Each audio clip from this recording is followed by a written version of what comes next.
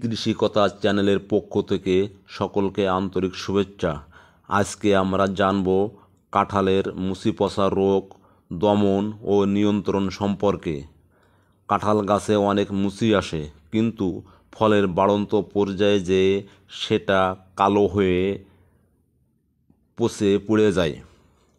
তাই এটা দমন করার জন্য ম্যানকোজেব জাতীয় ছত্রাকনাশক যেমন ডাইথেন M45 অথবা ইন্ডোফিল M4 প্রতি 10 লিটার পানিতে 20 গ্রাম মিশিয়ে, অথবা কার্বেন্ডাজিম জাতীয় ছত্রাকনাশক যেমন এমকোজিম 20 গ্রাম প্রতি 10 লিটার পানিতে মিশিয়ে 10 দিন পর পর 2 থেকে 3 বার শেষ বিকালে স্প্রে করতে হবে।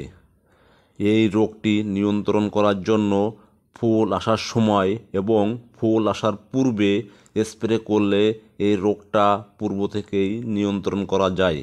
সকলকে ভিডিওটি দেখার জন্য আন্তরিকভাবে ধন্যবাদ।